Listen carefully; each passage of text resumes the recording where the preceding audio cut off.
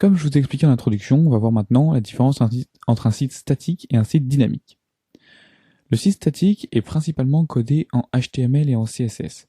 Le HTML et le CSS, ce sont des langages qui sont interprétés directement par notre navigateur. C'est-à-dire, ce sont des langages, le HTML, ça sert à édifier une page et le CSS, ça sert à le mettre en forme. C'est-à-dire, le CSS gère tout ce qui est, toutes les couleurs, toutes les arrondis au bord des carrés, vraiment tout ce qui est mise en page, aperçu, tout ce qui est design, si vous voulez, c'est géré par le CSS. Et le HTML, c'est définir des blocs, définir que ceci est un titre, définir que ceci est un paragraphe, définir que... Enfin voilà, c'est vraiment la structure, c'est le squelette, le HTML.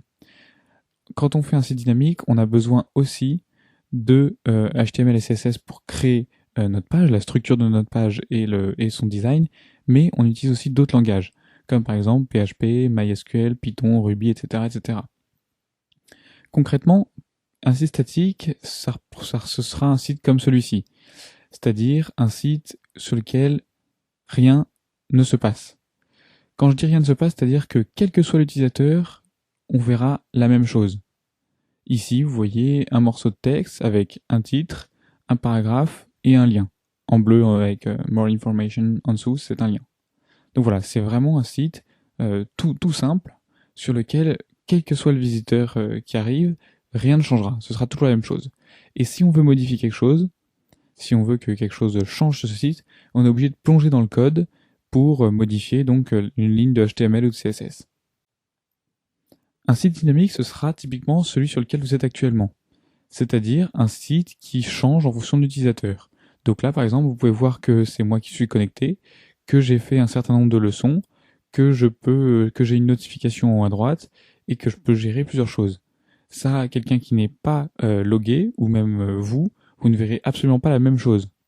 Donc voilà, il faut bien faire la différence entre ces deux sites, ces deux types de sites. Dans tous les cas, quand on crée un site sur WordPress, c'est forcément un site dynamique, puisque il y aura plein de petites choses qui vont changer en fonction de l'utilisateur. Enfin, ça dépend ensuite des réglages que vous paramétrez, mais il y a plein de petites choses qui changent, et quand vous voulez modifier quelque chose, vous n'êtes pas obligé d'aller directement dans le code. Et en réalité, l'interface est codée avec un langage serveur. Donc voilà rapidement à quoi ressemble le code du site statique que je vous ai montré. C'est une petite quarantaine de lignes avec donc on a au début entre les deux balises head on a l'entête et vous voyez que dans cette entête on a notamment le CSS.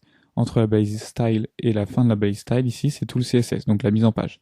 Et enfin en bas dans body on a le contenu de notre site internet avec notre titre, notre paragraphe et notre lien. Donc ça c'est que du HTML et du CSS. Et voilà le code source de la page de Udemy.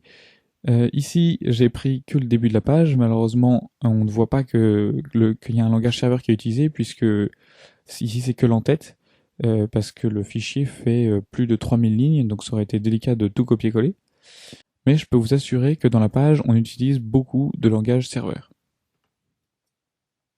Alors, si je retourne maintenant sur notre site, vous pouvez voir que ici, donc, c'est vraiment tout le code qu'on a. On a ici donc le titre, example domain, si je baisse un peu ça, voilà. Là on a tout ce qui est mise en page, c'est-à-dire que, bon je vais pas rentrer dans les détails, mais voilà, on définit différentes choses, notamment la couleur, la taille, la police du site.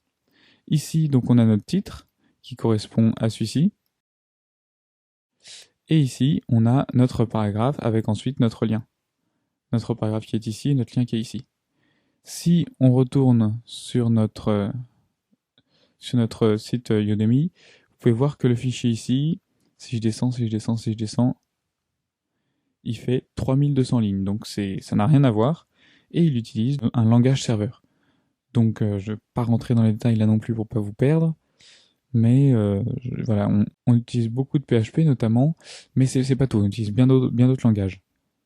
Si je vous ai fait cette petite leçon sur site statique, site dynamique, c'est juste pour votre culture, puisque avec WordPress, comme je vous le disais à l'instant, on fera forcément un site dynamique.